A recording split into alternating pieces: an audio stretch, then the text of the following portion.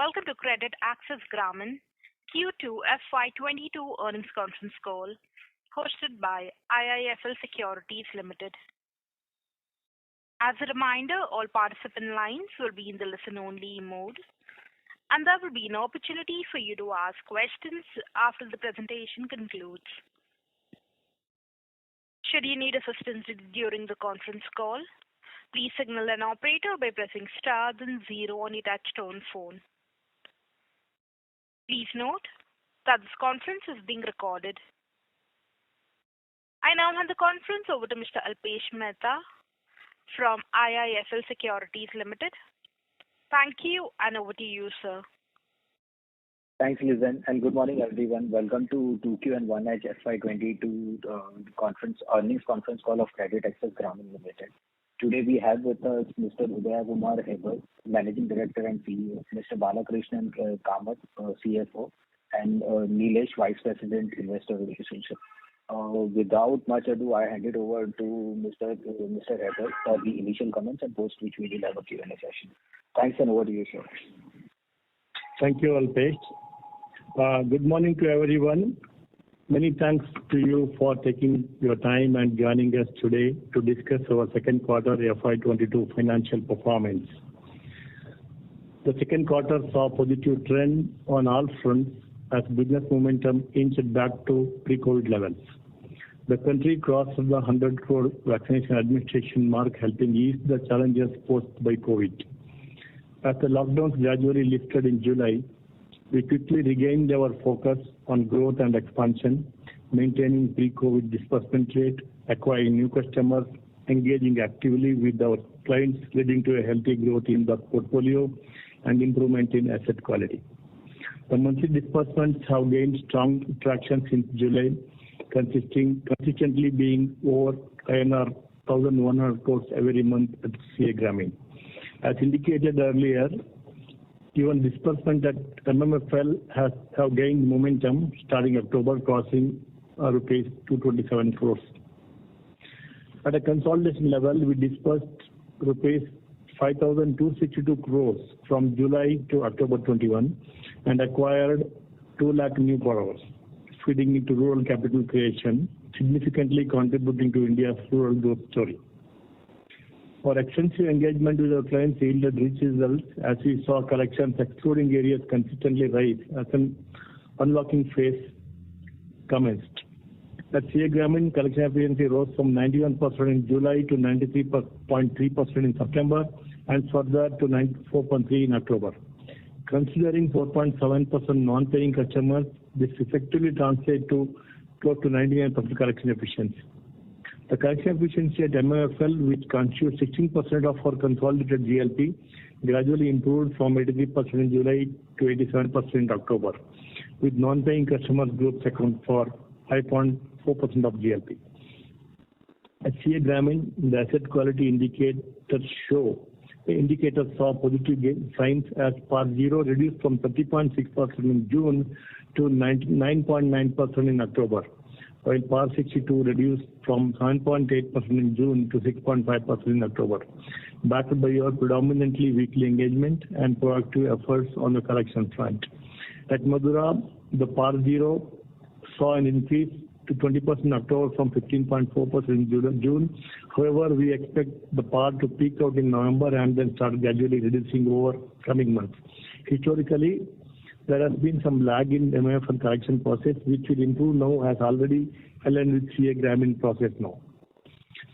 On a standalone basis, our gross loan portfolio grew by 21.5% YOY and 5.3% QOQ to INR 11,184 crore in Q2 FY22, while the borrower base declined by 1.7% to 27.5 lakh, primarily due to write-off of 2 lakh borrowers in the last 12 months. NIA grew by 13.1% to INR 309.3 crore, while NIM stood at 11.3%. Adjusting for the impact of interest income derecognition and impact of maintaining higher liquidity on balance sheet, NIM would have been 12.5%.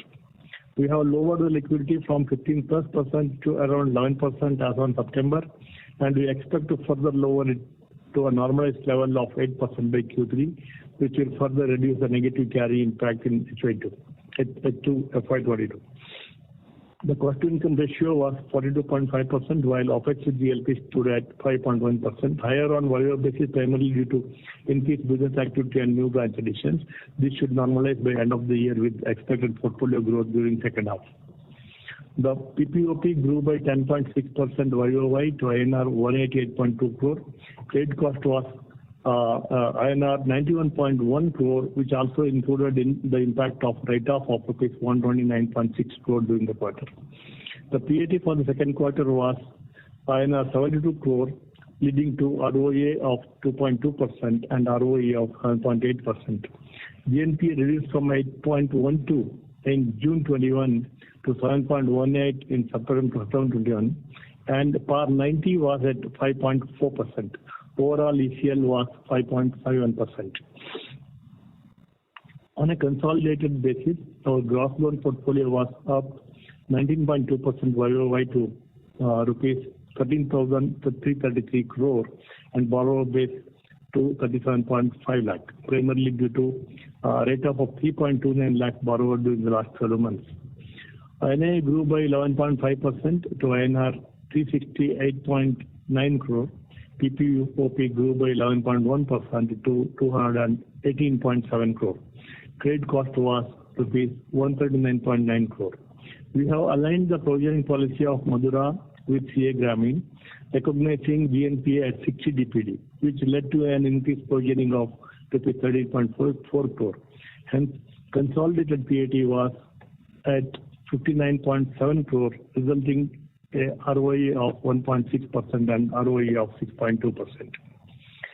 We continue to maintain our focus on foraying into newer rural markets as a part of our geographical diversification strategy and tap the unserved and underserved markets. A total of 142 branches are opened during July to October, primarily across newer markets like UP, Bihar, Jharkhand, Rajasthan and Gujarat. Our overall branch network now stands at 1,566 as on October 21, with a portfolio of rupees 13,646 crore. Our contiguous district-based expansion has laid out well in the past and will continue to perform in a similar manner in the future. The process integration at Madura has been completed, including the system integration and aligning the provisioning policy as discussed above. As indicated before, beginning from October 21, we shall be significantly scaling the business at Madura, offering our bucket of financial products and services based on credit line concept.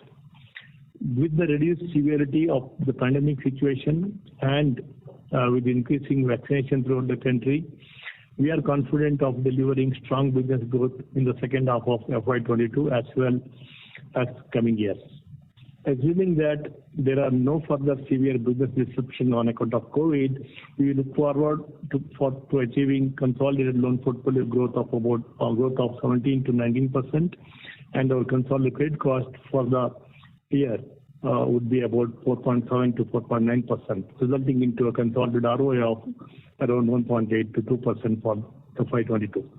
Our integrated platform along with Madura, underpinned by our rural focus, customer-centric approach, strong liquidity, capital adequacy, highly experienced management team, and strong balance sheet, places us in the forefront to drive the growth in this industry. With this short update, I will be happy to open the forum for discussions. Thank you. Ladies and gentlemen, we will now begin with the question and answer session. Anyone wishing to ask a question may please press star and 1 on your touchtone telephone. If you wish to remove yourself from the question queue, you may press star and 2. Participants are requested to use handsets while asking a question. Ladies and gentlemen, we will wait for a moment while the question queue assembles.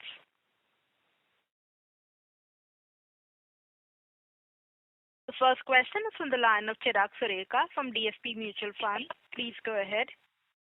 Good morning, sir, and festive season greetings. This is Vivek Ramakrishnan. My question is regarding the laggard states. There are some states which actually are pulling down your numbers overall in terms of collection efficiencies in NPAs, including Maharashtra, Madhya Pradesh, to a certain extent Tamil Nadu and Karnataka. Is there any positive trend that you're seeing in these cases, or you're going to see this kind of continuing because of some reasons in those particular states? If you could give us some more information, that would be useful. The second question that I have is in terms of the reduction in percentage of non-paying customers has been very good indeed. It's come down quite well.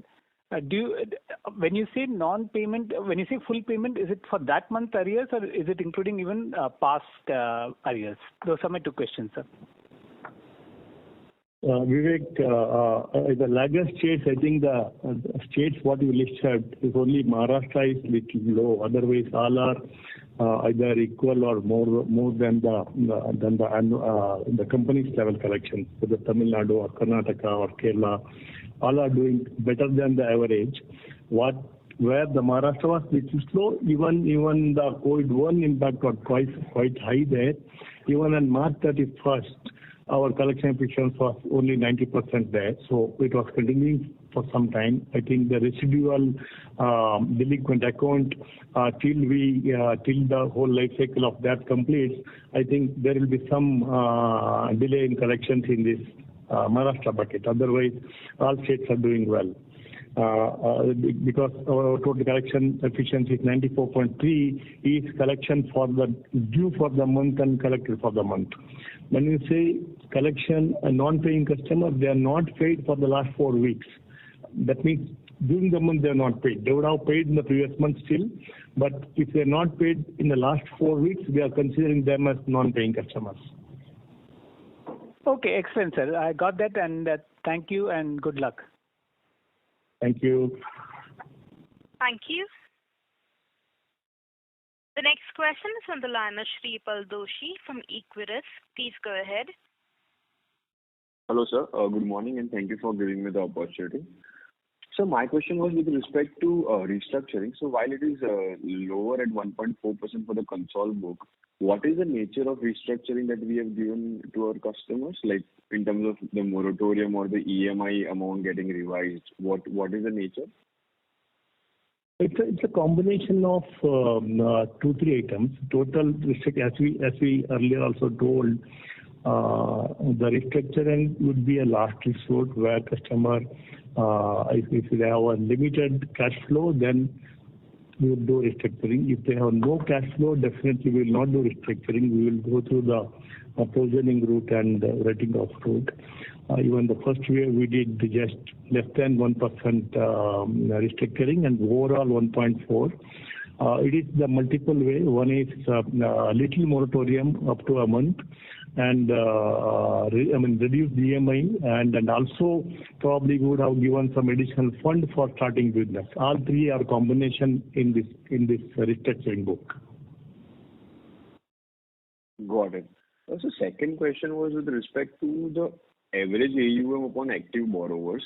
So if I look at a standalone level, that number has increased to almost 39,500. And it used to be close to 34,000 during Q2FY21. So, just wanted to understand how are we placed in terms of the bucket-wise exposure? What percentage of these customers would be below 35,000, would be in the bucket of 35,000 to 45,000, and would be above 45,000? See, what's happening since last 1.5 years. We have not acquired many new customers because of the COVID restrictions and the lower business growth.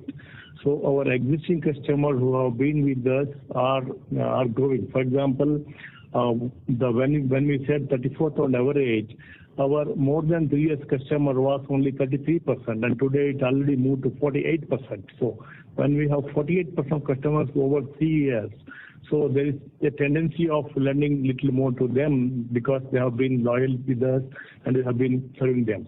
As we add more and more new customers, this average will come down. Probably it will not come down, but it will phase out. Probably the speed of increase per GLP per customer will actually come down. So this is a aberrate, there's an aberration between last 2 years because of higher penetrated customer, higher long-term high vintage customers are high. That is why you see this kind of little variation. So second part is the customers. We have almost 3 lakh customers we have written off, where the average portfolio for customers quite low actually. So this also contributed for increase in the average outstanding. It's a one time probably. As the business becomes normal, as we start acquiring more and more customers, like what you see here in the last 4 months, we already acquired 2 lakh customers. So slowly this will get eased out. Got it. So just one follow-up question there. As you said that now more than 4-year vintage customers have increased for us. So what is the ticket size are we comfortable to give to this more than 4-year vintage customers? Like, and what is our average exposure for that customer base? So we are comfortable giving up to 1 lakh rupee also, 80,000 to 1 lakh rupees. But we always go by the need-based funding. Even though they are for more than 4 years, based on their need, we will provide. As you know, we provide a limit, and within that they can draw based on their need. So while average is not very high, still about maybe 55 to 60,000 rupees for more than 3 years. But the limit is up to 1 lakh available for them. Sir, can you repeat the average number? No, actual loan limit is available up to 1 lakh for them. Average outstanding for customers over 4 years is 54,000. Okay, got it. Got it, sir. So one last question was with respect to, like you alluded that Maharashtra is lagging for us, which is also reflected in the numbers in terms of collection efficiency. So what is the qualitative sense behind the delays in that state? Like and what are the specific geographies, if we can highlight, where we are seeing the issue? Within Maharashtra, what happened, we need to see from wave 1 to here, Even before wave 1, we had a flood and impact in Maharashtra, which was a issue between 1920. And then 2021, almost 5 months, Maharashtra was under lockdown during cold wave 1, which impacted the whole systems and the economy, rural economy there. Then again, I think Maharashtra was early to start again the cold wave 2 impact. So this multiple impacts impacted a bit more actually, particularly in that bit of flooding districts like of Kolhapur, Sangli, Satara, Solapur, and kind of Raigad, Ratnagiri. So those are the districts little higher than the other districts. Whereas the northern part, for example, Jalgaon, Nagpur, Buldana, those districts are doing well. So some districts in the southern Maharashtra has a little difficulty. Probably they are all coming back to normalcy, but still probably our write-off book will be higher compared to other states in Maharashtra. So once we clean up this book, we would see a normal behavior in this state also. Got it, sir. Thank you so much for that detailed explanation, and good luck for the next call, sir. Thank you. Thank you, Sipal. Thank you. The next question is on the line of Akshay Ashok from Dalal and Broacha Stock Broking. Please go ahead. Yeah, sir. So this write-offs, you think will continue going in the next quarter also from Maharashtra, because the collection efficiency there is somehow not improving. So you think this write-offs, what you're taking, there'll be more incremental write-offs at what? From Maharashtra? It's not specific to Maharashtra. As we said, our credit cost will go up to almost 4 to 4.1%, which is including write-off and provisioning. So we believe we have about 4.5% kind of customers who are non-paying and are close to more than 90 days. significant of them would be a write-off going forward. But significant coverage is already there on that. I mean, even more than almost 75% provision coverage already there for those accounts. So we estimate that there will be an impact on our book because of the rate-off what we have to take out for Maharashtra as well as other states where non-paying customers who are more than 90 days. If you see in our presentation, we said 4.2% of our per 90 are non-paying customers currently. So significant of them may go for write-off.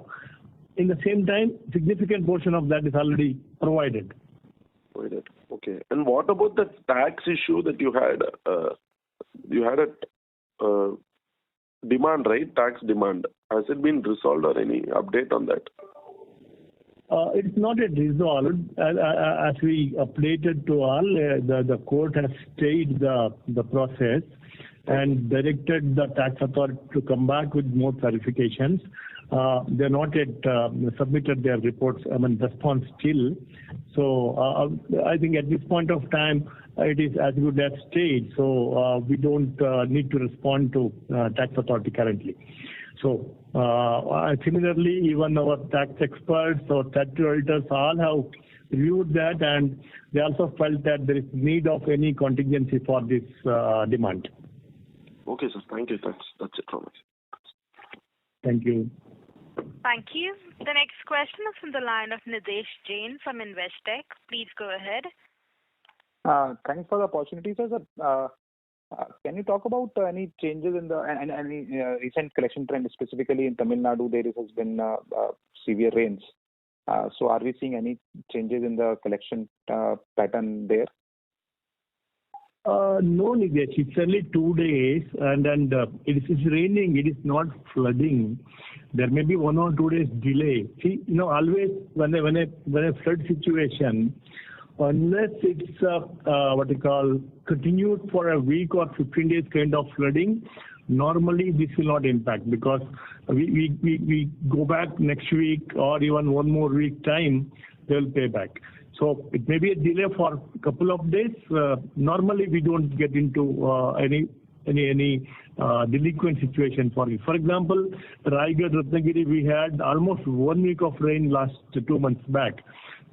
We had delinquency of almost 25 to 30 crores for a couple of weeks, and eventually we recovered everything. So normally the longer the impact, then there will be a delinquency. Otherwise, we don't feel this is an issue. And even if it's very insignificant. Sure. So secondly, sir, can you talk about the customers that we acquired? We acquired roughly 2 lakh customers in last 7 months.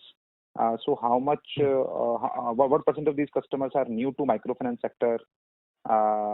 Any color in terms of average ticket size of these customers, that would be useful, sir. Yeah. So it's the last 4 months we acquired 2 lakh customers, and close to 48% of them are new to credit, Nidesh. 47 or 48%, and the balance are with the other MFIs. Average maybe around 30-35,000 rupees. 35, around 33 to 35,000 rupees. Sure. And so lastly, in terms of new initiatives that we have talked about in our annual report, like looking at the customer from a household level, offering other financial services products to the customer like payments and insurance. Any update on that, sir? So all of these are some of them are thought stage, some of them are pilot stage. For example, the banking transaction at the center meeting, we have piloted working in 4 or 5 branches to see how it works, where customer can withdraw their bank balance at our center meetings, which is going on. Similarly, Hospicash pilot is going on.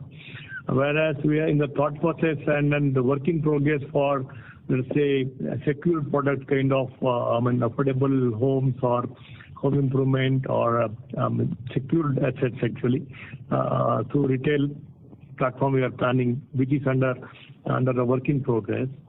Similarly, insurance, particularly vehicle insurance or two-wheeler insurance is again work in progress. So these are all a long-term trend. What we talked about is Vision 2025. Obviously, we have to start working on, and the successful will be moving into a production. Sure, sir. And then lastly, in the retail finance book, there has been a reduction in number of employees, number of loan officers. I think the book has also been coming down. So what is the strategy there, sir?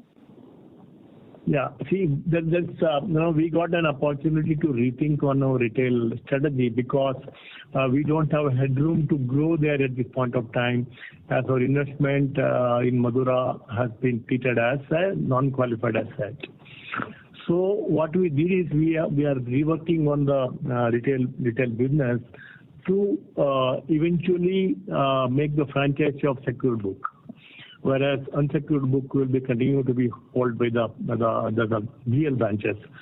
So we are retaining our employees. We are working on secured products like the business loan secured by assets, affordable and home improvements, maybe even the gold loan in the city, urban branches, all these RF branches are in the district headquarters. So we are also exploring whether we can do gold loan there.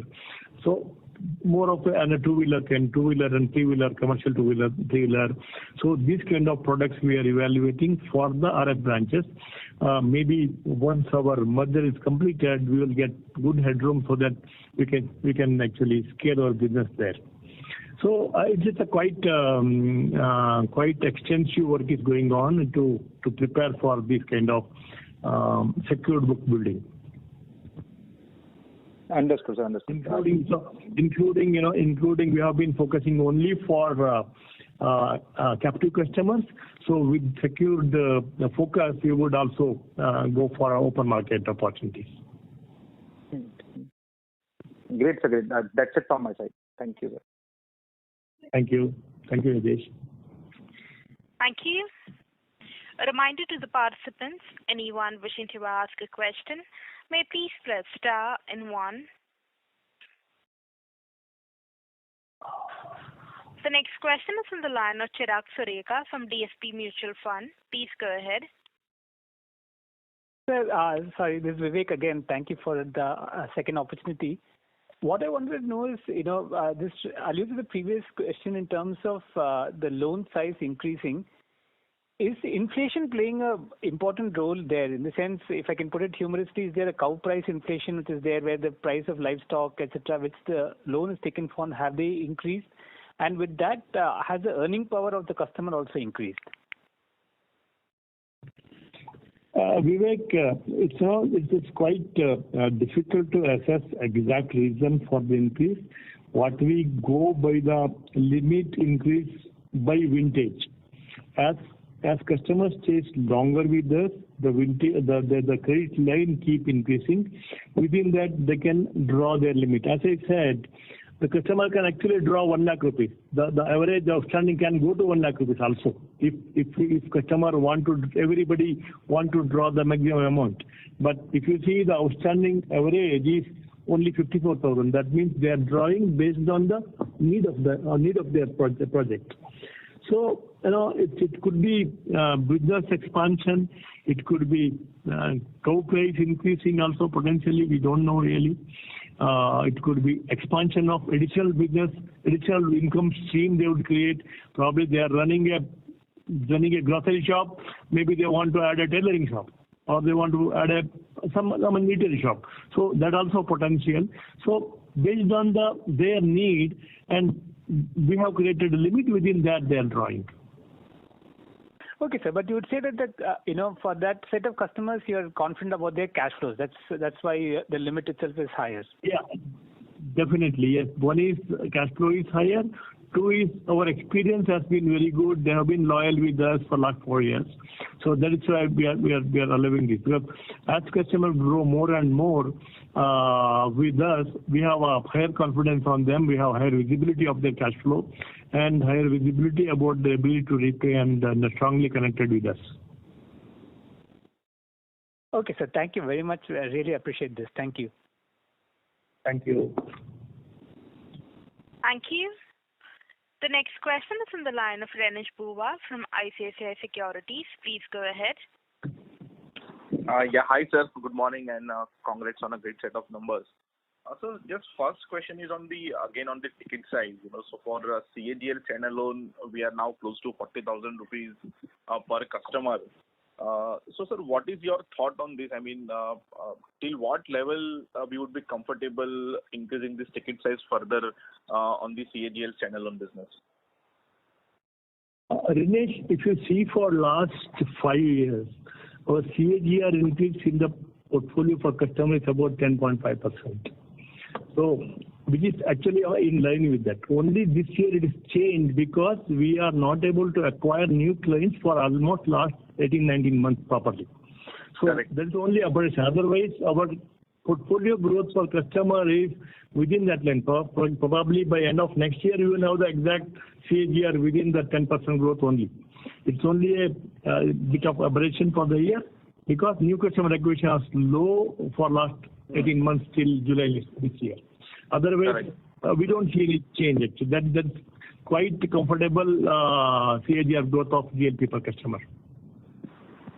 Got it. So, no sir, the thing is that, I mean, at what level you would be comfortable? Let's say if within a year, if this goes to 50,000, does this will bother you to bring it down, or you will be still comfortable growing this ticket size at 10%?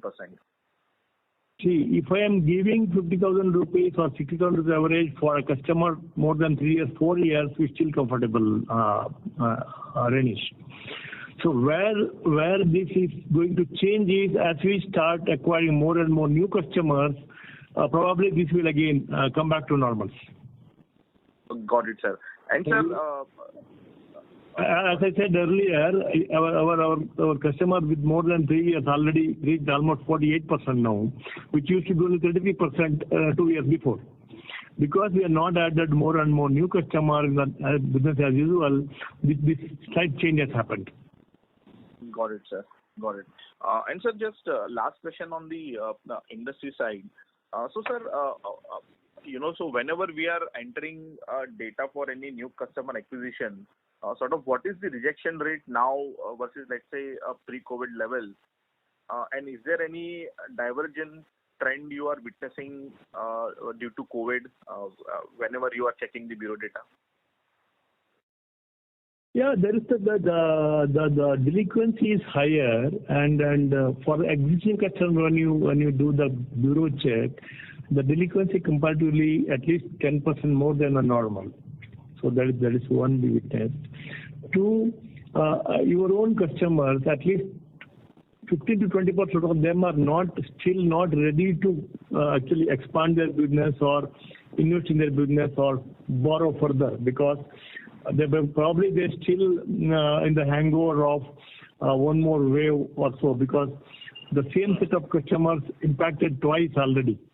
So they may be waiting and watching for some more time to get a stable situation because if there is one more wave, exactly those set of customers will impact because the typical businesses will impact.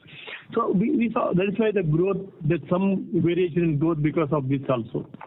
So my sense it will take a couple of months stable growth momentum for these customers to get the confidence of expansions. Got it. And so just last question. So sir, I mean, let's say even in last 18 months, apart from the known geographies like West Bengal, Maharashtra, Assam, is there any other state where you see stress is building up maybe after the second wave or something, some observation apart from these 3 states? No, even Maharashtra, it's a typical COVID issue and prolonged wave 1 and wave 2. Otherwise, we don't see Maharashtra is a difficult state, definitely. We are quite confident about Maharashtra in any case. So we are not seeing any difficulties in any state. Kerala had some difficulty initially, but Kerala also come back to normalcy now. Even our collections have come back to normalcy there. Okay. Great, sir. Thank you so much and best of luck, sir. Thank you. Thank you. The next question is on the line of Sarvesh Gupta from Maximal Capital. Please go ahead. Good morning, sir. Sir, if you look at the billing collection efficiency, it has more or less stayed constant in the last 4 months, which is a bit sort of counterintuitive given that other segments of the economy have seen a much larger rebound. So is it more because of the weakness in the rural economy and we being more present there, or what are the reasons that are contributing to this stickiness in that collection efficiency number, which is hovering in the same range for the past 4 months? Sarvesh, I think I would contradict this view because our non-paying customers are about 4 to 4.5%. It is the residual of wave 1 and wave 2 actually together. It's not one. So if I say 94.3 is my collection efficiency, that means for the billing for the month of October, what we billed and then recovered. So it is per month, that means 94. And if I have 4.2% non-paying, which is more than 90 days, so if you add together, we are actually 98 to 99% collection actually.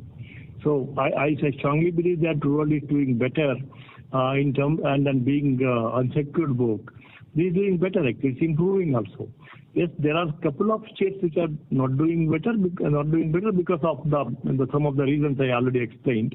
Otherwise, it is doing good actually. Comparatively, even the secured book in some places behaving the same way.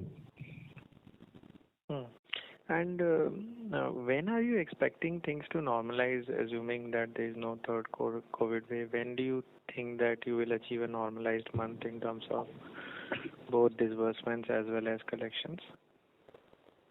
See, disbursement is normalized. We are disbursing more than 1,100 crores every month in the last 4 months, and which is almost a pre-COVID level. Collections, as I said, we are 94.3% on-time collection on same month, and 4.2% customers are completely delinquent and not paying, which is near to 98 to 99%, because that also near normal. So both are near normal as of now. If there is no wave 3, I think this will only further improve from here onwards. Understood. And any impact on the slowdown in the rural economy in terms of what we were expecting versus what we are achieving right now? Not really. As I just before said, maybe some set of customers may not be willing to invest right now because they may be still thinking that if there is one more wave, it will be hit to them, because those are the businesses which impacted twice already. So, but for them, probably 15-20% of your borrowers are not investing right now. Not probably they're hesitant to borrow also, hesitant to invest also. So they should get confidence. Maybe another couple of months, if they're confident that there is no more one more wave, probably they will also start borrowing and investing. So to that extent, there is a lag in the expansion or a growth in this business. Understood, sir. Thank you, and all the best for the coming quarters. Thank you, Sarvesh. Thank you. The next question is from the line of Vibha Batra from Fair Connect. Please go ahead. My question is on, if you have any plans to convert to a small finance bank. If yes, broadly, at what stage would you, think of that conversion? No, we always had the chance to convert, Vibha. Probably we decided not to become a small finance bank. We would continue to stay as an NBFC, and our focus will continue to be the rural low-income households. So we would stay as a NBFC MFI.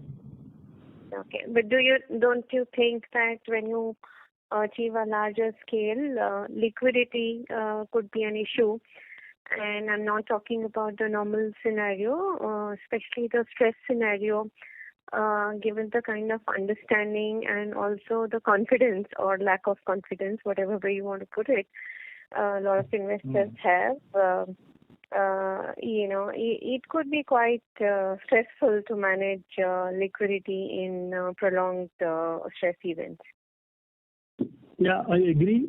We have to definitely plan liquidity. That is why, if you see in the last 6 to 8 years, we have been one of the company which diversified our liabilities beyond India. Already, about 14% of our liability is outside India, and we are working on to expand it to 25-30% by next 2 years, which is quite possible. Similarly, within India also, it's diversified into a long-term and short-term between different type of institutions, which is one of the strength of Grameen in the last several years. And we are quite aware about the liability management, because this is not just like disbursement of business, this is management of borrowing also. So we are quite conscious about it, and we are confident of raising enough funds at low cost, remaining to be low cost lender in this segment. Despite banks are able to give a lower lend, but we are able to give much better pricing to our customers. Okay, sure. But what would be your, say, top 2 or 3 rationales for not converting to a bank, not opting to convert for a bank?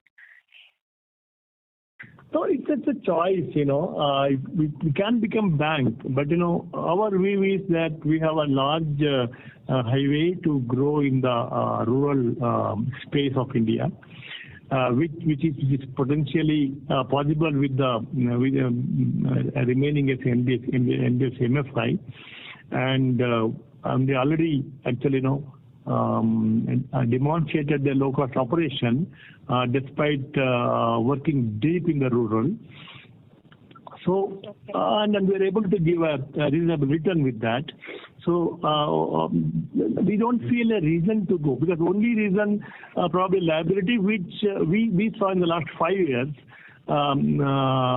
Even many of them transformed into NBFC, but we have not seen the customer's pricing has come down.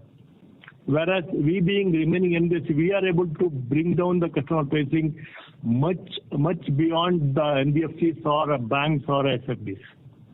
Sure. Thank you, and all the best. Thank you, Iba. Thank you. The next question is on the line of Abhijit Sakhare from Kotak Securities. Please go ahead. Yeah, hi, good morning. So first question is just to understand the JLG product better. So we tend to have these, we tend to give limits to the customers which they can use on a flexible basis.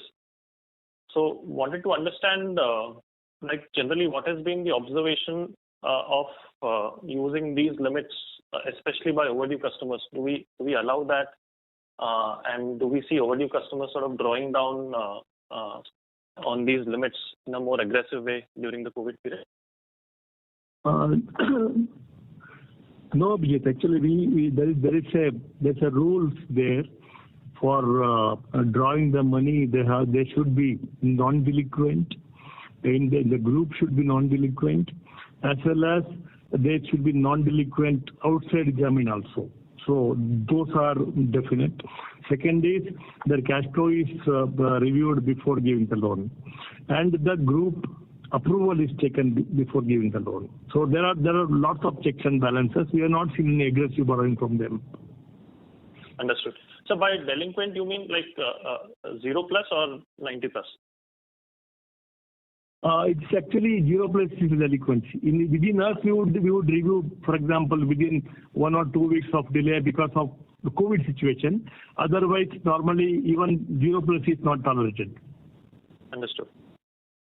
So second one is in our core markets of Karnataka, Maharashtra, and Tamil Nadu, what would be the share of customers where we would be the sole lender, and some general distribution of the number of loans that you see in your core markets? We distributed, maybe let's check. So we have about 43% of our customers, or 45, Unique to 42. About 43% of our customers are unique for us, who are not borrowed from anybody. And again, another 45% of customers, 42% of customers are having only one outside lender for our customers. Okay, understood. This is very helpful. Thanks a lot. Thank you. Thank you. The next question is in the line of Madhu Gupta from Quantum AMC. Please go ahead.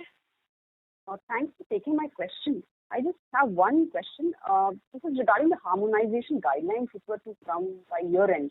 Any update on that? No, we don't have any update. We are also awaiting for the guidelines. Okay. Thanks. Thank you. Thank you. The next question is from the line of Shripal Doshi from Equirus Securities. Please go ahead. Hello, sir. Just had a question with respect to the strategy. So why we are seeing that some of our peers operating in the MFI ecosystem indicating their intention to enter into secured products such as gold, MSE secured, and affordable housing. And you also alluded like we are also evaluating that aspect. So are we also looking at exploring those products? If you can just throw some light on this part, would be very helpful. Yeah. Sipal, as an MFI, up to 15% of the products we can actually build the non-microfinance book. So which we are exploring to use this opportunity to build the secured book.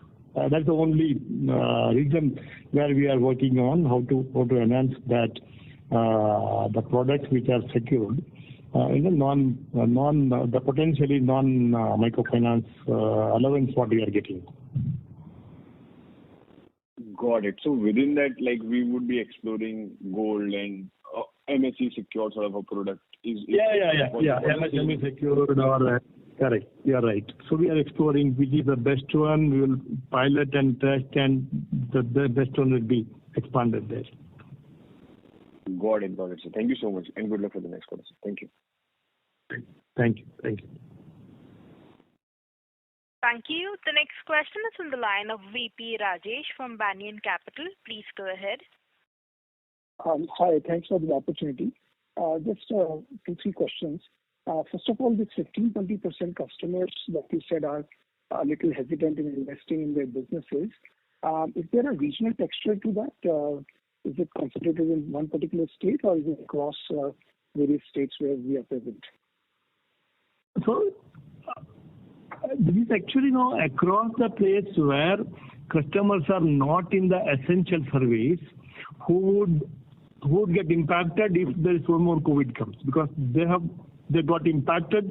Some set of borrowers already delinquent, some of them struggled and paid back, but still they may not be borrowing again immediately unless they are quite sure that there is no one more wave. Because let us say, assume that they're in transportation sector, they're in ecosystem of pilgrimages or tourism, or they're into a business of non-essentials. So let us say hairdressing salon or beauty parlor kind of thing. So probably they may not be investing and expanding their business currently. They struggle twice. So it is across geography if they're in that particular business, not the specific geography actually. If the geography is tourism, probably there's a higher number of customers.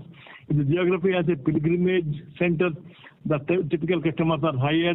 So it's basically the business where they are in or ecosystem where they are in.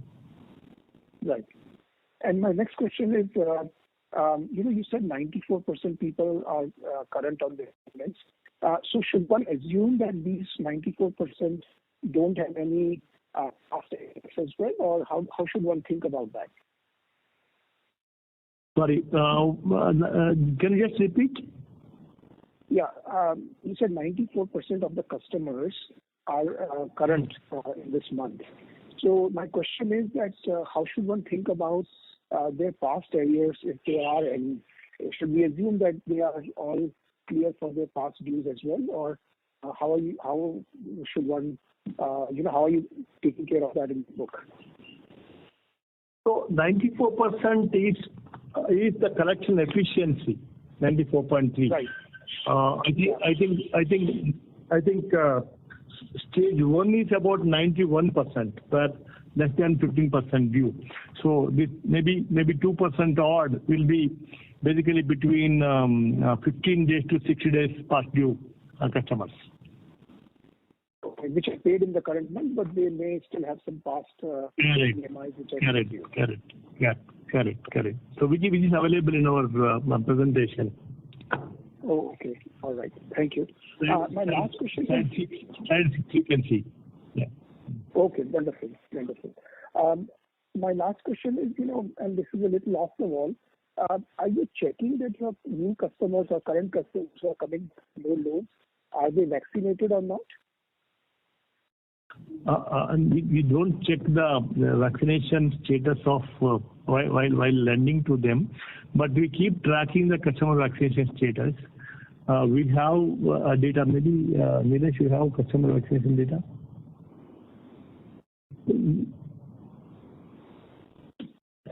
Not as of now. Okay. We keep tracking. We have some data. Probably, maybe you can reach out to Nilesh. He will give you later. Okay. All right. Thank you so much. We track our customers. Yeah. Thank you. Thank you. The next question is on the line of Renish Bhuva from ICICI Securities. Please go ahead. Yes, sir. Thanks for the opportunity again. So, sir, just one question on the competition. Okay, so so we've been hearing the lenders are pretty hesitant to lend to the smaller MFIs. So, sir, what is the ground feedback you are getting in terms of the competition? You're talking about the competition in microfinance lending, right? Yes, sir. Yeah. We yet to see any significant visibility on that, Ramesh, because there is not many are aggressively acquiring new customers. I do agree actually, but maybe different reasons we don't know. Maybe this quarter we should see probably once we see because some of them probably the part 30, part 0 is quite higher also. So then obviously, for example, even in our case, if a branch has more than 10% delinquency, we are not allowing them to acquire clients. We say you concentrate more on collection than stabilizing the branch. So obviously, 30% of branches we are not allowing them to do a fresh business right now. They're only renewals and collections. So obviously, similar difficulties will be there for many of the lenders. So it depends on geography. So I think this will shape properly maybe next 1 to 2 quarters. Right. But sir, I mean, let's say even if we look at the industry subsegments like SFBs, clearly not sort of willing to expand MFI book, and they are incrementally focusing on the scaling up non-MFI book. Wherein the smaller NBFC MFIs, I'm sure they must be getting difficulty in raising funds. So ultimately, the new market is sort of open up for guys like us who are NBFC MFIs. So from that perspective, do you see let's say next couple of years would be far better for us versus let's say what we have seen in last 5 years? Obviously, I have been telling that the higher opportunity for MFIs particularly focused on rural actually. The urban market definitely will be captured by SFBs or kind of formal players. So we have, and then SFBs not expanding is not the new trend. Last 5 years, if you see the CAGR growth of customers is just 4 to 5%. So it's only portfolio growth happened, and then obviously they're not moving to rural. So we have opportunity. We are particularly in rural. So we see a large opportunity continuously for at least for next half decade. Got it, sir. And sir, just last question from my side again, sort of repeating in nature. So, sir, since we are operating or maybe we are having a customer history for a longer period of time, of course, you highlighted that we are exploring, these 2-3 new products.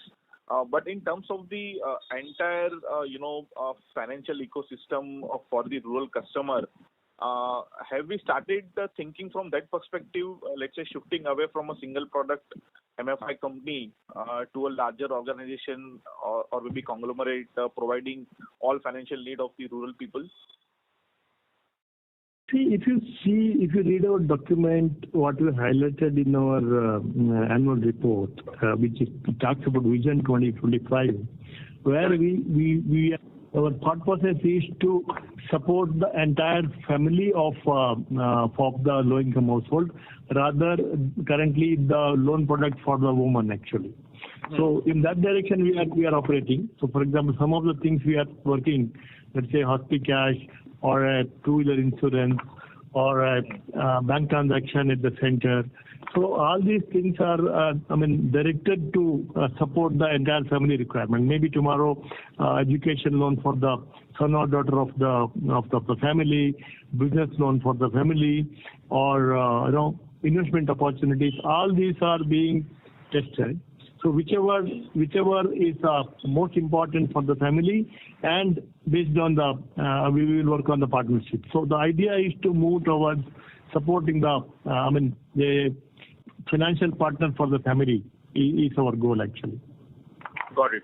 And so just to follow up on that, so does it make sense for a company like us, who are having a deep rural presence and such a wide branch network of around 1,400 branches, to have a micro ATM or other enabled payment services having at our branches? Because ultimately this customer is going to withdraw from somewhere, so why not giving that facility at our branches itself?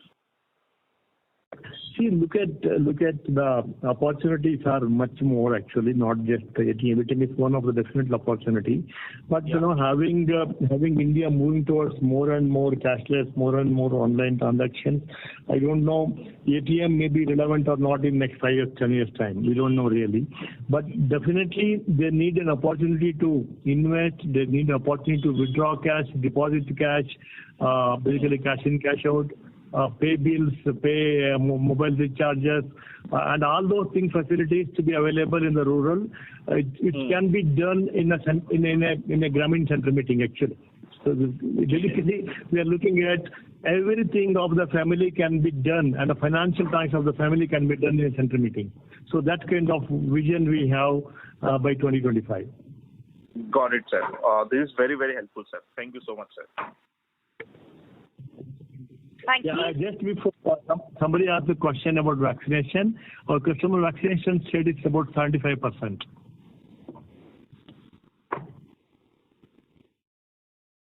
Thank you. Ladies and gentlemen, that is the last question. I now hand the conference over to the management for the closing comments. Thank you everyone for sparing time, and look forward for continuous engagement. I wish you all a happy Diwali once again. Thank you. Ladies and gentlemen, on behalf of IIFL Securities Limited, that concludes this conference call. We thank you for joining us, and you may now disconnect your lines. Thank you. Thank you.